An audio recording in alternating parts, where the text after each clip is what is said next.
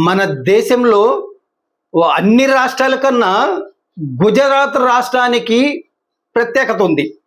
ఎందుకంటే అక్కడ మద్య నిషేధం ఉంది. అక్కడ ప్రజలు చాలా వరకు శాకాహారులు. మాంసాహారులు తెలివిగలవారే, కానీ శాకాహారులు చాలా చాలా తెలివిగల వాళ్ళు. అలాగే టీ తాగే వాళ్ళు కూడా తెలివిగలవారులే, కానీ కాఫీ ప్రియులు ఇంకా తెలివిగల వాళ్ళు. గుజరాత్ రాష్ట్రంలో పెద్ద పెద్ద కార్పొరేట్ సంస్థలన్నీ గుజరాత్ రాష్ట్రం నుంచి వచ్చినవే. అలాగే పెద్ద మహోన్నతమైన విలువలు గల రాష్ట్రం కూడా గుజరాత్ రాష్ట్రమే. ఎందుకంటే మహాత్మా గాంధీ కాడి నుంచి వల్లభాయ్ పటేల్, సర్దార్ వల్లభాయ్ పటేల్ దగ్గర నుంచి చాలా చాలా మహోన్నతమైన విలువలు కలవారు చాలా మంది ఉన్నారు అక్కడ.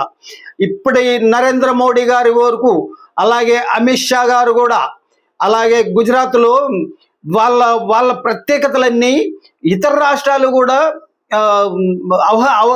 అవగాహన చేసుకోవాలి. మన ఇక్కడ ఆంధ్రప్రదేశ్లో కూటమి ప్రభుత్వం కూడా గుజరాత్ లాగా మనము 3 పర్యాయాలు 4 పర్యాయాలు ఆంధ్రప్రదేశ్లో ప్రభుత్వం రావాలని కోరుకుంటున్నారు. అలా ఎలా కుదురుతుంది? భాష వేరైనా భావం ఒకటే. గుజరాత్లో మద్యపాన నిషేధం సక్సెస్ఫుల్ అయింది, కానీ ఆంధ్ర రాష్ట్రంలో మద్యపాన నిషేధము సక్సెస్ఫుల్ కాలేదు. ఇంతకుముందు మద్యపాన నిషేధం రామారావు గారు చేసినా సరే సక్సెస్ కాలేకపోయారు.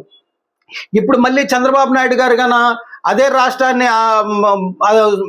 రాష్ట్రాన్ని ఉదాహరణగా చేసుకొని పరిపాలించాలనుకుంటే మహోన్నతమైన విలువలు ఉండాలి, మద్యపాన నిషేధము ఉండాలి, మాంసాహారం తక్కువగా వాడాలి, శాకాహారులు ఎక్కువ అవ్వాలి. అప్పుడు కానీ సక్సెస్ఫుల్ అవుతారు. కార్పొరేట్ సంస్థ స్థాయికి ఎదగచ్చు. ఇక్కడ మద్యపాన నిషేధం అంత సులువు కాదు.